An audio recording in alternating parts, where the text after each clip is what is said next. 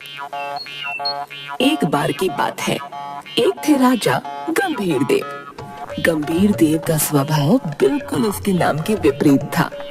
वह मनोरंजन प्रिय और खाने का शौकीन था। राजा एक नंबर का आलसी और डरपोक था। युद्ध करने से डरता था।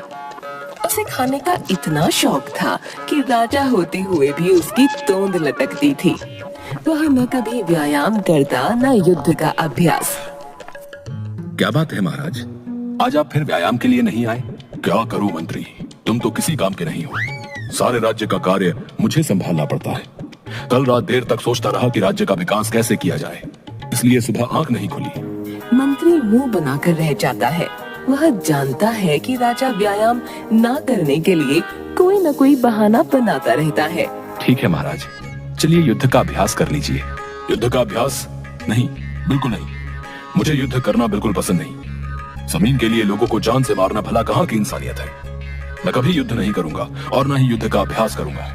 महाराज, माना कि आपको युद्ध के नाम पर होने वाली मारकाट से सख्त नफरत है, पर यदि कोई दूसरा राजा हमारे राज्य पर आक्रमण करेगा तब तो आपको युद्ध करना ही पड़ेगा। तो ये इतनी बड़ी सेना और सेनापति किस काम आएंगे? इन्हें युद्ध का अभ्यास करवाओ। मंत्री मुंह बनाकर रह जाता है। ये राजा बहुत डरपोक है। युद्ध करना तो दूर, एक चींटी भी नहीं मार सकता। केवल खा खा कर मोटा होता जा रहा है और बड़ी बड़ी बातें करता है। हे भगवान, केवल सेना के भरोसे कब तक रह सकते हैं? मंत्री, क्या सोच रहे हो? हमारा मन नहीं लग रहा। मनोरंजन का कुछ प्रबंध करो। जी महाराज, आप पहले भोजन कर लीजिए, उसके बाद मैं मनोरंजन का प्रबंध करता हूँ। राजा जब भोजन के लिए बैठता तो एक ही समय में 8 लोगों का खाना खा जाता। सेवक बेचारे उसका पेट भरने तक एक के बाद एक कभी सब्जियां, पूरियां, रोटी, चावल, दालें, मिष्ठान आदि लाते रहते और राजा बड़े मजे से खाने का आनंद लेता रहता। भोजन करने के बाद राजा अपनी रानी और कुछ अन्य मंत्रियों के साथ सिंहासन पर मनोरंजन के लिए बैठता। जोकर के वेश में एक आदमी आता है। वह जीभ बाहर निकालकर टोपी उतारकर उछल उछल कर नृत्य करता है। राजा उसे देखकर बहुत हंसता है। हंस हंस कर लोटपोट हो जाता है। तभी द्वारपाल आता है।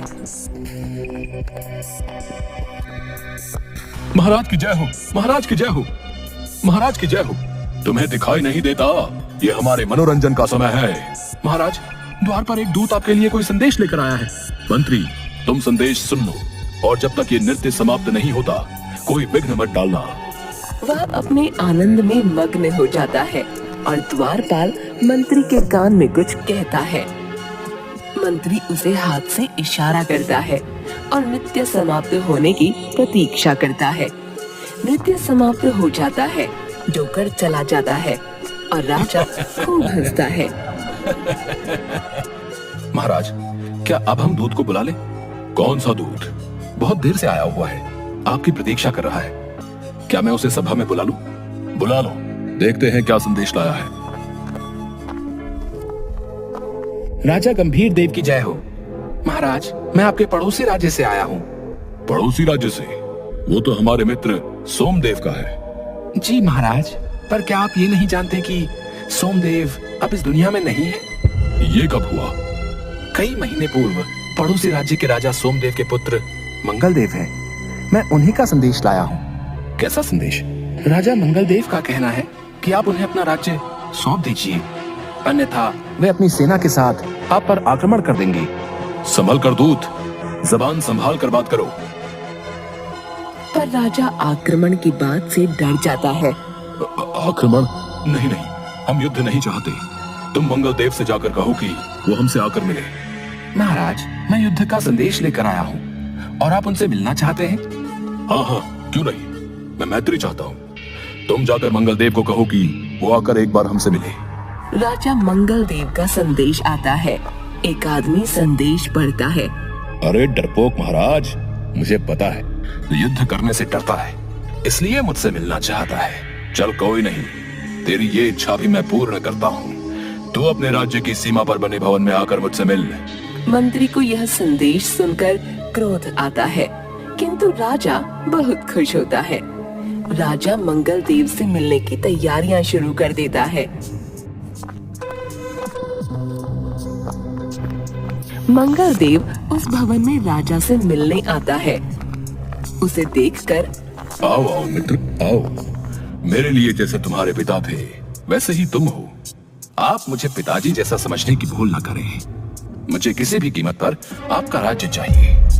हाँ हाँ, अब उसके बारे में हम बाद में बात करते हैं। ये कैसा राजा है? मेरी इस बात पर तो किसी को भी क्रोध आ जाना चाहिए। ये मुस्कुरा रहा है। दोनों बैठ जाते हैं। भोजन परोसा जाता है। मंगल देव, खाओ खाओ। मेरे रसोइया के हाथ में जादू है। बहुत स्वादिष्ट व्यंजन बनाता है। एक बार खाओगे तो खाते ही रह जाओगे। आपका मोटा पेट देखकर मैं इसका अनुमान लगा सकता हूँ। दोनों भोजन करते हैं।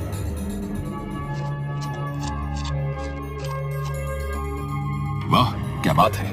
भोजन तो वाकई बहुत स्वादिष्ट है। मैं ना कहता था मेरे रसोइया के हाथ में जादू है। महाराज, युद्ध तो जरूर होगा, पर इस बार जमीन के लिए नहीं, आपके रसोइये के लिए। आप चुपचाप ये रसोइया मुझे दे दो, अन्यथा युद्ध के लिए तैयार रहिए। आप जानते नहीं क्या कि अभी तक मैं एक भी युद्ध में पराजित नहीं हुआ। मेरी सेना जैसी सेना आसपास के कई राज्यों में नहीं है। सुनकर गंभीर देव डर जाता है। युद्ध? नहीं नहीं, मैं युद्ध नहीं चाहता। युद्ध करना नहीं चाहते हो या युद्ध कर नहीं सकते? वैसे भी आप इतने मोटे हैं, युद्ध क्या करोगे? ऐसा करो, अपना ये रसोइया मुझे दे दो और मैं आप पर आक्रमण करने का विचार त्याग दूंगा। नहीं नहीं, मैं ये रसोइया तुम्हें किसी भी कीमत पर नहीं दूंगा। तुम्हें राज्य चाहिए ले लो, पर रसोइया नहीं दूंगा। महाराज, ये क्या कह रहे हैं? आप एक रसोइये के लिए मातृभूमि को कुर्बान करने की बात कर रहे हैं। प्रजा क्या सोचेगी? महाराज, इस समय आप अपने कर्तव्य का पालन कीजिए। स्वादिष्ट व्यंजन का लालच छोड़ दीजिए। मैं आपको इससे भी अच्छा रसोइया ला कर दूंगा। मंत्री, तुम सच कह रहे हो? आप मुझ पर विश्वास कीजिए। ठीक है राजा मंगल देव, तुम मेरा रसोइया ले जाओ, परंतु यहाँ आक्रमण करने की सोचना भी नहीं। देखा, जीत तो मेरी ही हुई। अच्छा हुआ जो बला टली। मंगल देव अपने महल में आकर बहुत हंसता है। वो मूर्ख राजा क्या समझता है, मैं उसे छोड़ दूंगा? मैंने उसका ये रसोइया भी ले लिया, अब उसका राज्य भी लूंगा। कुछ दिनों बाद मैं बिना सूचना के आक्रमण करूंगा। आक्रमण की तैयारी करो, अब हम बिना बताए आक्रमण करेंगे। वहीं दूसरी ओर गंभीर देव अपने ऐश्वर्य और आराम के जीवन में मस्त था। मंत्री दूसरा रसोइया ले आता है। राजा जब खाना खाने बैठता है,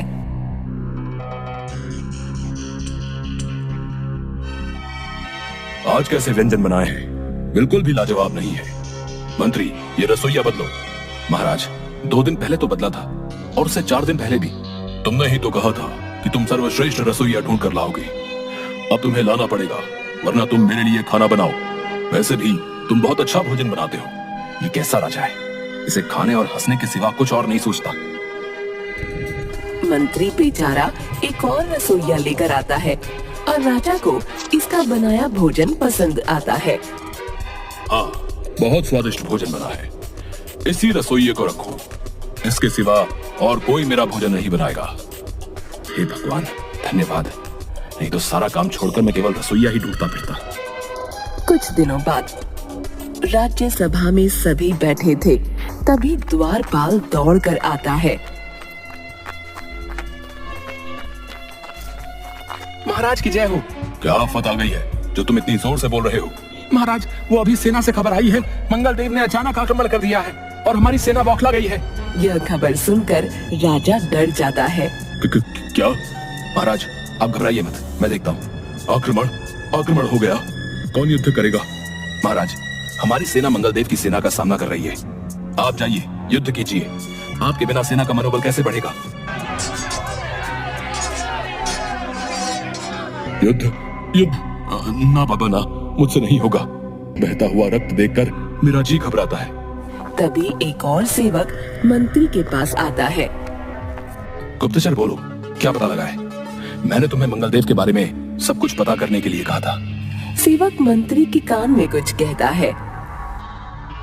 मंत्री कई सेवकों को बुलाकर कहता है, पूरे राज्य में यह अफवाह फैला दो कि राजा के महल के बाहर जितने भी पेड़ लगे हैं उन पर भूतों का वास है, और सभी नागरिकों को महल में बनी गुप्त सुरंग के द्वारा राज्य से बाहर निकालो।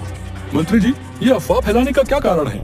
गुप्त सूत्रों से पता चला है कि मंगल देव की प्रजा अंधविश्वासी है और वो स्वयं भी भूत आत्मा आदि के अस्तित्व में विश्वास करता है। वो इसके नाम से भी डरता है। इस समय सभी की जान बचाने का यही एक उपाय है। हमारी सेना मंगल देव की सैन्य शक्ति का सामना अधिक समय तक नहीं कर सकती। सभी सेवक बाहर जाकर तेजी से यह अफवाह फैला देते हैं और थोड़ी ही देर में महाराज, सुनने में आया है कि गंभीर देव के महल के बाहर लगे सभी पेड़ों पर भूतों का वास है। क्या वहां तक जाना उचित है? क्या भूत? पहले तो नहीं सुना था। महाराज, अभी तक तो ये सुनने में आया है कि हमारे कुछ सैनिक जो वहां गए थे वे वापस नहीं लौटे, वो गायब हो गए हैं। क्या? जी महाराज। तो ऐसा करो, युद्ध और सेना दोनों को यहीं तक सीमित रखो। गंभीर देव अपने महल से जरूर बाहर आएगा। वहीं दूसरी ओर मंत्री अपनी चतुराई से राजा और सभी नागरिकों को राजमहल में बनी गुप्त सुरंग द्वारा राज्य से बाहर निकालकर उनके जीवन की रक्षा करता है।